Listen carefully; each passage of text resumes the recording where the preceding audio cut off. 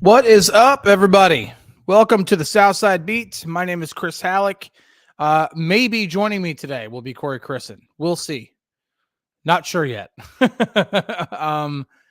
He's going to try. He is currently at the convention center in downtown Indianapolis, covering the combine, and I think he's available. The problem is that it wouldn't be an NFL event without crappy Wi-Fi. And that's exactly what's happening right now, is him trying to battle the we already had betting lines going on whether Cory was going to show up today. You guys are hilarious. Oh man. So no, we'll have to see. It's no quality Cory as of right now, but really it's no quality NFL, because it's really the NFL's fault for always having crappy Wi-Fi at just about every single event or stadium. I honestly cannot remember an event or a game that I covered in which the Wi-Fi wasn't a problem at some point. I have covered way more Major League Baseball games than NFL games, and I could probably count on one hand how many times I had issues with Major League Baseball Wi-Fi. It's bad. It's bad. And for the NFL being the richest league in the world, they should be better somehow. I don't know. I when it comes to technology and stuff like that, I'm a little I'm a little I don't know, man. You guys are cracking me up with this, man. Mike Texas says we need to pitch in and get these guys hot spots. Shoot, man. Wait. We might have Cory. Hold on. We'll see. We're trying. We're efforting. We've been talking pretty much. You and the NFL Wi-Fi have been the discussion for the first 3 minutes of the show, 2.5 minutes of the show. It's still not working. It's frozen. It's still not working. Hold on, stand by. How's your Wi-Fi? Or I mean your hotspot. Oh, there we go. Let me text him. Let's see if we can try to get this going. The show's off to a great start. Probably still get better report card grades than the Steelers did with the NFLPA. That's going to be a topic of conversation today. Let me text him real quick. Just try hotspot, maybe. We'll see. Maybe. Hello.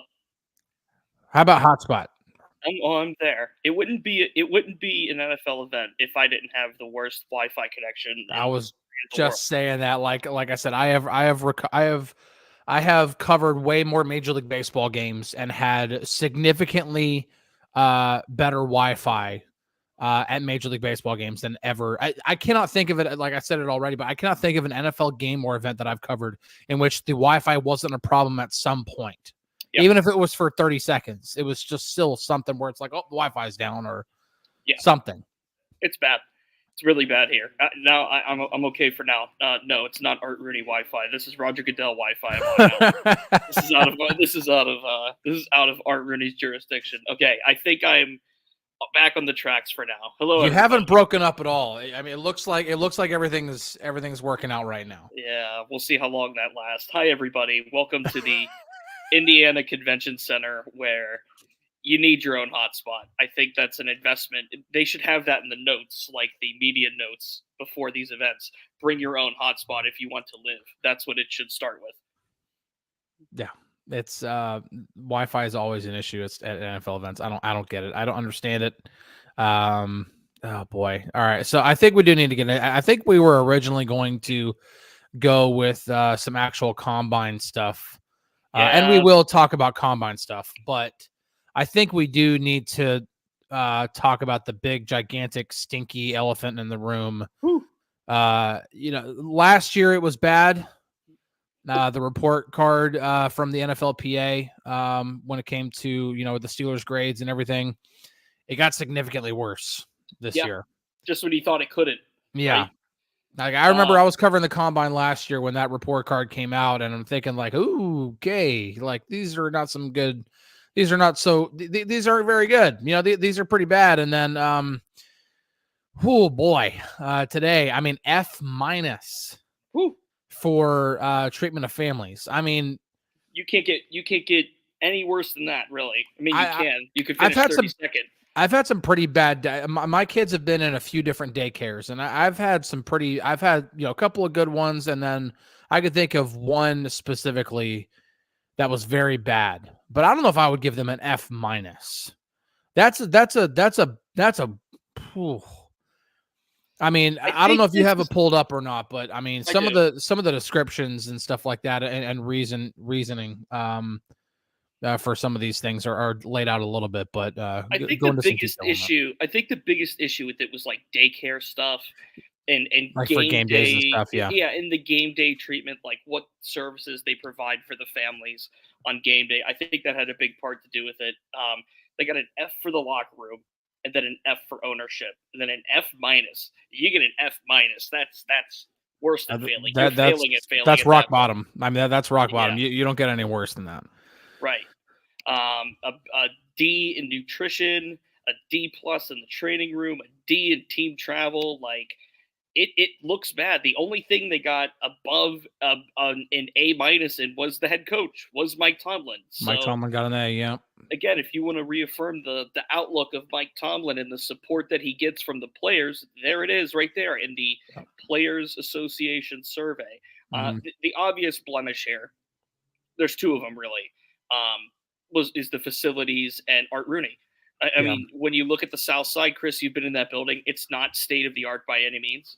It's not rickety. It's not condemned by any means either, but it's not state of the art. There need to be upgrades made to that facility. And, some might say the argument is, well, when they share that with Pitt, there's only a finite amount of space. I don't know how much I buy that. I think it's a little bit valid, but I can't buy into that as the whole thing. Art Rooney getting an F and being 31st in the league among, players' thoughts on the ownership, that's bad.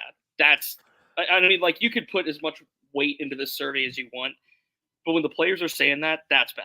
So I have a few different takeaways from this. The first thing is the A for Mike Tomlin. Again, if you want to know what the players think of Mike Tomlin, bada bing, bada boom. It's right there. Yep.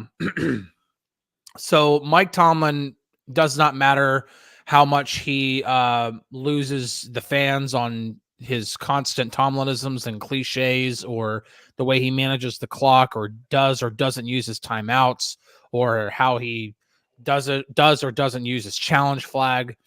Regardless, the message never gets stale for the players on the South Side, regardless of how long they've been there. Mike Tomlin is revered by the players. And that is one of the main reasons why players would want to play for the Steelers right now, is because of Mike Tomlin. Speaking of revered, there's one I can remember players such as Ben Roethlisberger, and there's a few others, but Ben really stands out, of how much they revered Dan Rooney and how much Dan Rooney was just celebrated, and how every time he walked into the locker room, how there was it seemed like the world stopped for him, and not because he demanded that, just because the players gave that to him. And I'm not saying that I don't see the same thing on the South Side, but what I am saying is that if the grades here, if he gets an F in a grade on something, pretty, I will say this to a point is pretty arbitrary. I mean, it's not like I don't think if you were to sit down with every single player that they all would hate on Art Rooney, but I also don't think that. Now, I don't know. I honestly don't know the history of these report cards, but I'd be shocked to see if Dan Rooney got anything close to that. Right. Just based off of the way that the players have talked about him. And so it's one of those situations where I do kind of wonder, like how much does Art take this as criticism, or what is he going to try to do to try to at least paint a better picture for how the players view him? Because whether it was half of the players that did the survey or a quarter of the players that did the survey, regardless, is that there's a portion of the locker room that doesn't think very highly of them, apparently. Mm-hmm. Now, now, to make it kind of like clear of who's voting in this, right? NFLPA contracted a company, Our Team is Strategy Group, third party company. 1,706 players participated in this survey, comprehensive survey with 11 categories. So this isn't just, somebody handing out a piece of paper to Steelers players and say, where would you rank these in the NFL? This is a comprehensive thing. So, and keep in mind that there are players that played in Pittsburgh that are also ranking these that are now elsewhere. So, just plucking a few names that are no longer Pittsburgh that were at points, like a Terrell Edmonds, for example, or Devin Bush, or, any other, player that was with Pittsburgh, Chase Claypool. Okay, they're seeing these facilities. And by the way, Miami was number 1 in this ranking for a lot of stuff, comprehensive, but they were in the top 5 for a lot of stuff. So yeah, a player that plays in Miami compared to a player that plays in Pittsburgh, they're going to vote differently. And look, again, this is also just kind of common human sense. Chris, you and I are in that building or have been in that building at points. You see what happens around there. You see what it looks like. You see how things are treated around there. I would agree. It's not state of the art by any means, but again, it's not condemned either. But no, there needs to be upgrades made to that place.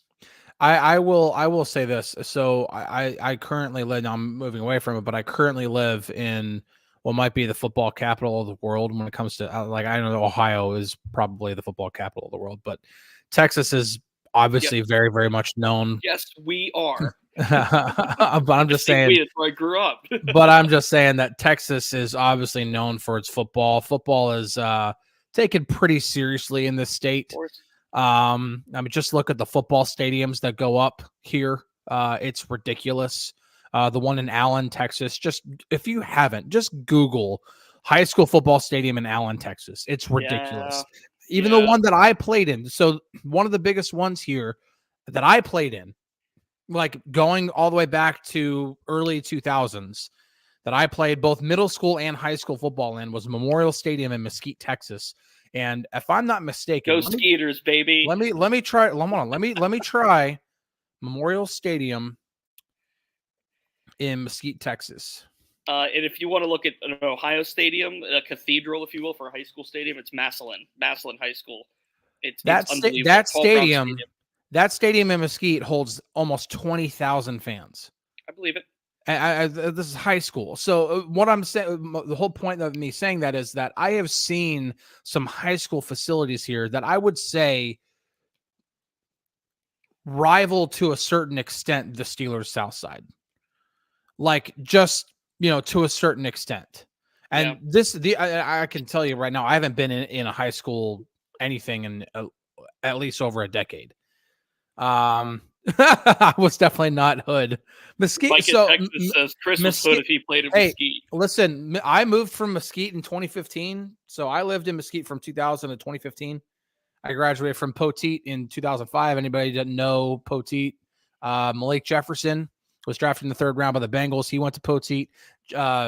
Jason Jennings, pitcher for the Rockies back in the day, won National League Rookie of the Year. The first and I think the only player in baseball history to pitch a complete game shutout and hit a home run in his major league debut was Jason Jennings, Poteet alum Jason Jennings. So some cool stuff. But it's just like overall though, like the fact that we can even put high school facilities in the same sentence as the Pittsburgh Steelers, the Pittsburgh bleeping Steelers, like that should not be. Number one for me, I don't think Pitt should be anywhere in the same facility. That's just my opinion.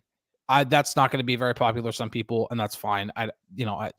The fact of the matter is that this is the Steelers. You should be the marquee franchise. You should pretty much have whatever you want, and not having to be sharing space with the local college. Which, by the way, if it's for any kind of advantage for potential players you want to draft, I mean, it's an ACC school at the end of the day. It's not the SEC or the Big Ten.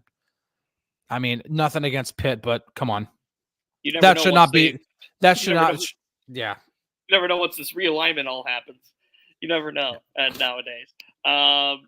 By the way, I was perusing social media today, and at Steelers History gave us a bone right here with this one. Look at that. Look at that one right there for the NFL Combine. A good throwback right there for all of us to witness. I have Awesome. seen him here. I did get to shake Moan's hand and say hey to him. So drop your Cool. Moan emojis in the chat. There's our buddy Ramon Foster, way long ago here at this very NFL Combine. So I thought that was cool. Ramon's here for sure, and he's doing his thing. All right, let's chat some NFL Combine stuff. Number one, you will not see me tomorrow on this program because Omar Khan will be speaking at the same time that this program begins. So Omar Khan will be speaking with local reporters at 3 o'clock. They're doing it at the hotel right around where the convention center is. It's a short walk away. And then at 3:30, he's scheduled to do big podium, like all the other GMs and some coaches have done here in Indy. So Omar Khan tomorrow at 3 and 3:30. Today has been about the linebackers and defensive linemen. So for those that are unaware, if a position is practicing on whatever day it is, they're going to do all their media stuff the day before. So today, defensive linemen and linebackers gave their press conferences, and tomorrow they will practice. Tomorrow, tight ends and defensive backs will give press conferences, and they'll practice the day after, so on and so forth. So that's the way things are going. So today was the first day of player availability, and it was, again, about the DBs and the linebackers. And big name today, Edgerrin Cooper. That was a big name that a lot of, at least Pittsburgh media were around today, certainly myself. Edgerrin Cooper, you look at Peyton Wilson, Jeremiah Trotter Jr., Tommy Eichenberg, Junior Colson, really a handful of good linebackers. And my big takeaway from this group, I think, is it's not a splash position, obviously. And I don't know if any are going to go in the first round, but I think there's a consensus that, like, once it gets to a certain level, it kind of levels off with that position. And I don't think there's really one that's head and shoulders above the other in this class, like Jack Campbell was with the rest of the linebackers last year. But I do think that when you look at what the Steelers need, I think not only that they need an off-ball linebacker, which I wrote about today, but they need a young off-ball linebacker. They need somebody to infuse some youth into that room and some really high-end youth into that room. I mean, an inside linebacker hasn't been drafted in the top 10 since 2020. Like, this isn't a position where, you're going to go get one really, really early. So you have to think second round, third round, somewhere day 2, the Steelers will be in play, as Jeff mentions here. That's what I think for one of these inside linebackers. And Barber, thank you for 5 gifted. If you got one, make sure I actually took the wrong thing. I mean, listen, we've talked about, I think we talked about it late last week. And, I think off-ball linebacker is going to be a topic of conversation as my dog scratches himself right next to me. So his collar is jingling. Oh, this dog, man. Does everything loudly. Off-ball linebacker is going to be obviously going to be a position that should be looked at for sure. And, there will be opportunities to possibly take one even in the earlier rounds. And again, I think that goes back to, who's the best player available whenever they get on the clock. If tackles and cornerbacks are flying off the shelf and, if they already took care of center and there's just not a tackle or defensive lineman or any other position that's really worth reaching to get, and your best player available really is an off-ball linebacker, then why not get one? Regardless of what happens in free agency. And I think that's the big thing that I'm going to keep hammering home here is that, so many fans will focus on the draft and look at players for what the Steelers need. And sure, like sometimes those things can align. Jackson Powers Johnson very well could be a great pick in the first round and just happens to also play a position that the Steelers need to upgrade. But at the same time, the Steelers need to take care of their needs in free agency. That's always what free agency should be for. Free agency should be for addressing what you need on the roster to fill out your holes. That way, so that whenever you get to the draft, you are free to draft best player available every time you get onto the clock. And so there will be off-ball linebackers available. And there are some. Cooper is really interesting. I haven't been able to do too much like deep diving homework. I spent a lot of the past couple of days looking at quarterbacks. Specifically Justin Fields, if you haven't read Chalk Talk yet. But I plan to do more and more, especially the closer and closer we get to the draft. But it's definitely a position that I think the Steelers have to address at some point, and it wouldn't surprise me at all if they ended up taking one at some point in this draft. Yeah. The C note mentions they signed Jeremiah Moon, of course, of the Ravens. I don't think that's good enough to just immediately say they're not going to draft a guy early. It's not even about the talent at this stage. It's about talent plus youth. They have to get younger at that position.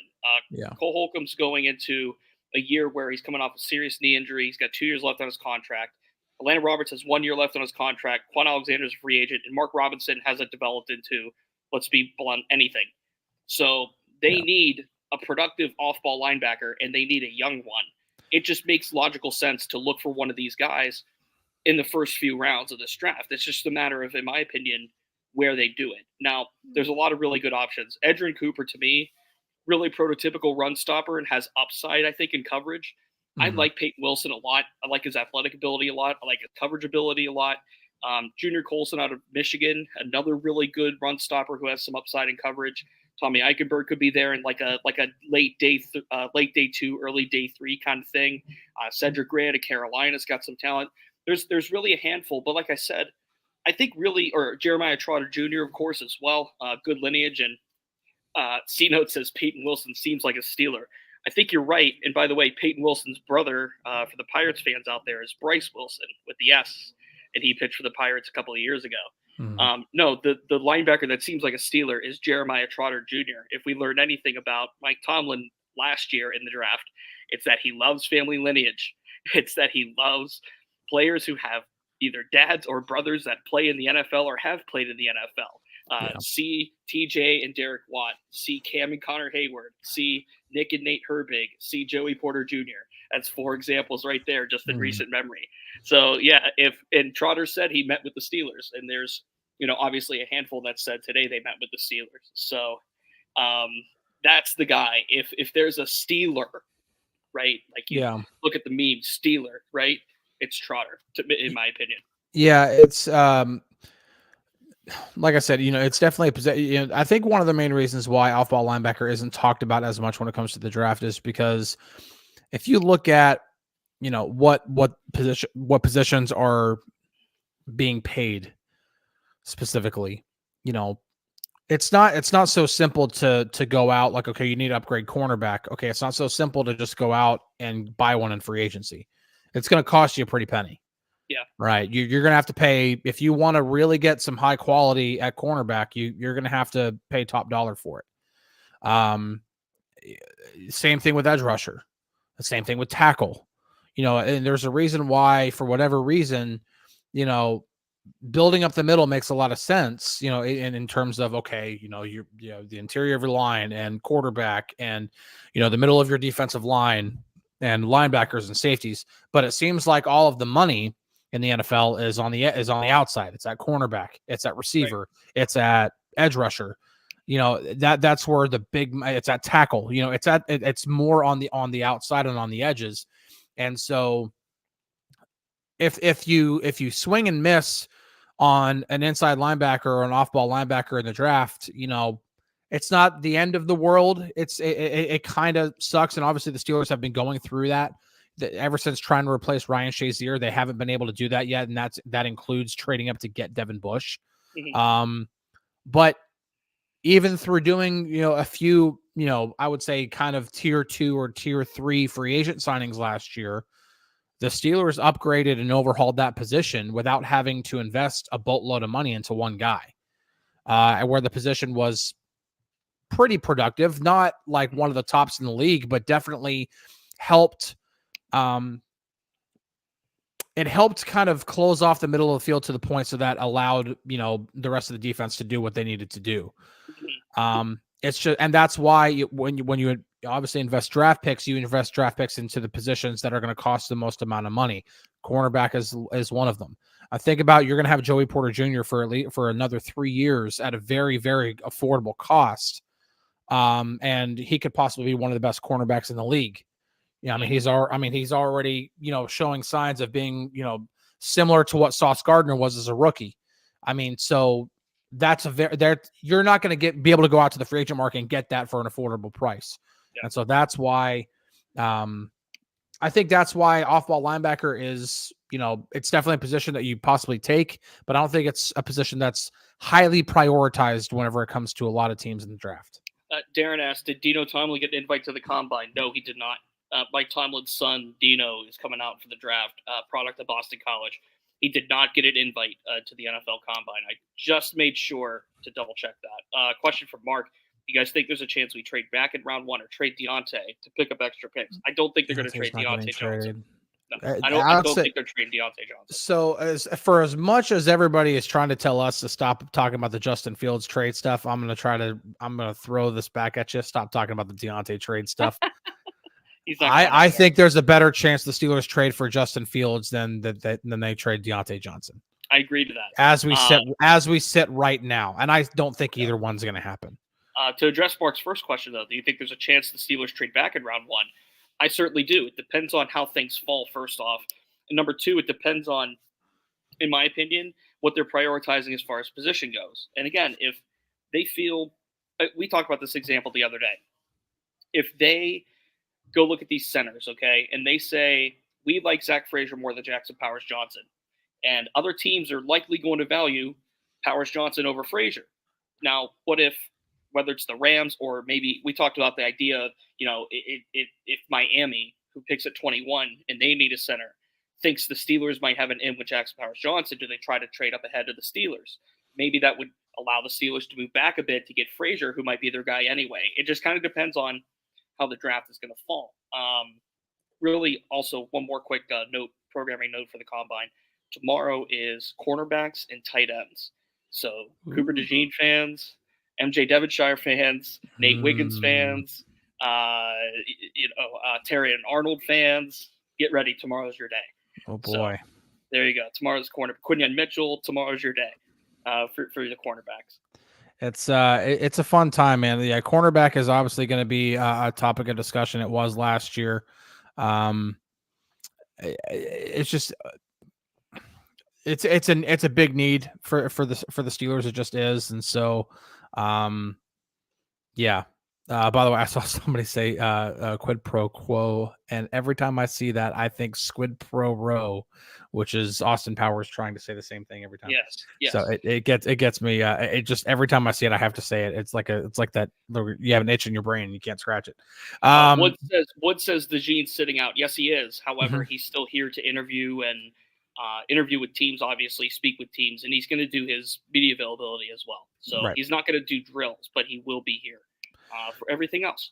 Yeah, and that's typical. You want to, even if you're not going to work out, you still want to meet with, put yourself available to meet with teams, and that's a very, very important part of the draft process. And so, but him not doing the workouts again, a lot of people will focus on that kind of stuff and think, okay, what's going to hurt his draft stock? But again, the Combine is more for the meetings with the players more than it is for the actual stuff that goes on the field at Lucas Oil Stadium. Right. That stuff is, again, it's there to confirm the stuff that you've been seeing on tape. Yeah. Right. Yeah. I mean, and they're not, if anything, it's not even, I think in terms of evaluating what a player can do and being able to see up close, I think the Senior Bowl is actually a little bit more valuable because there's actual football stuff going on there. There's one-on-ones between offensive linemen and defensive linemen. There's one-on-ones between receivers and cornerbacks. There's none of that stuff going on at the Combine. This is all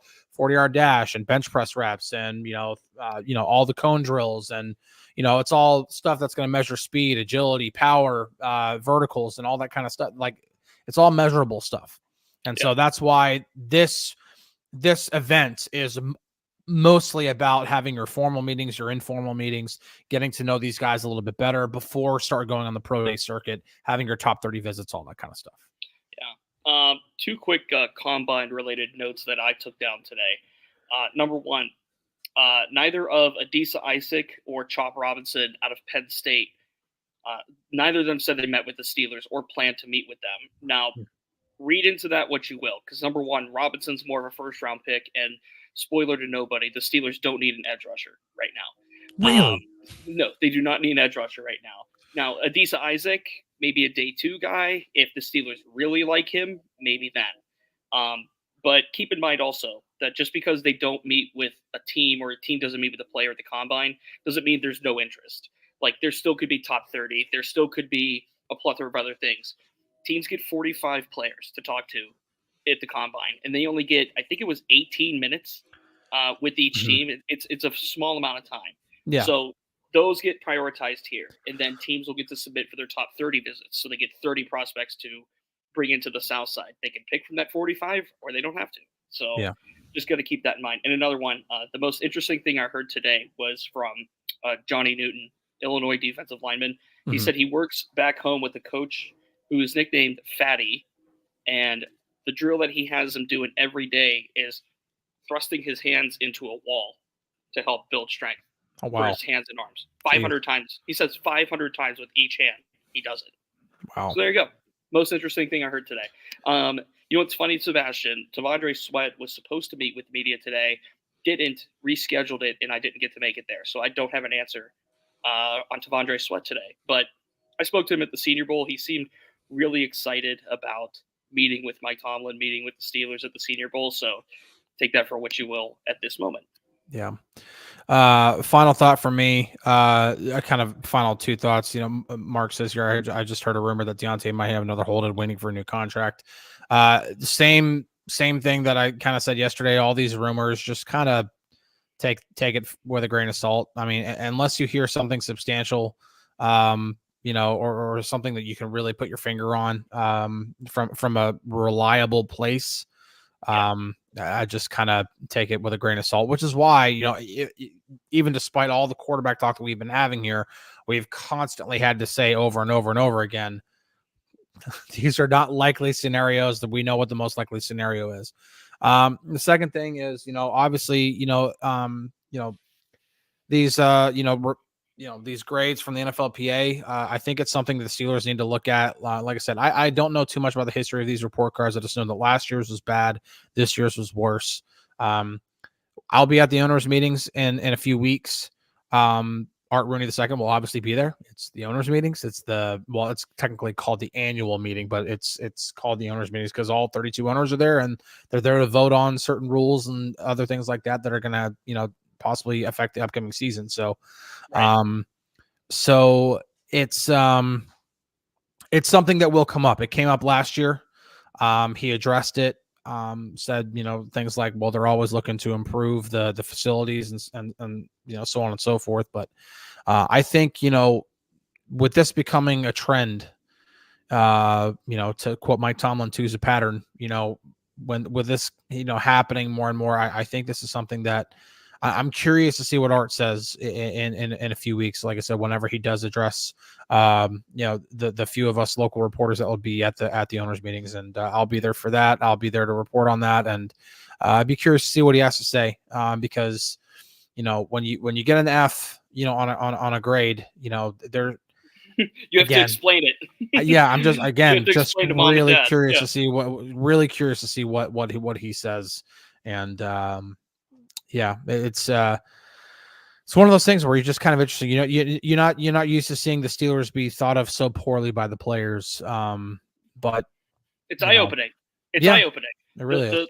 The way of yesteryear doesn't work, as it turns out, in most cases. Like, not to say that things are dated, but there's, you know, when you look at facilities and people are talking about facilities and the way of doing things, Mhm. some of it's dated. I mean, it just is what it is at this point, and they have to get with it on some of those fronts. And this is a wake up call, I think, or at least a call for a wake up from the players. Again, this is coming from the players. This isn't my opinion or Chris's opinion or any Mhm. writer's opinion. This is the players, the people that are in the building every single day having an opinion on all of this stuff. My final thought, if I could wager it, is just a reminder on events for tomorrow. Media availabilities for tight ends and DBs tomorrow morning here in Indianapolis.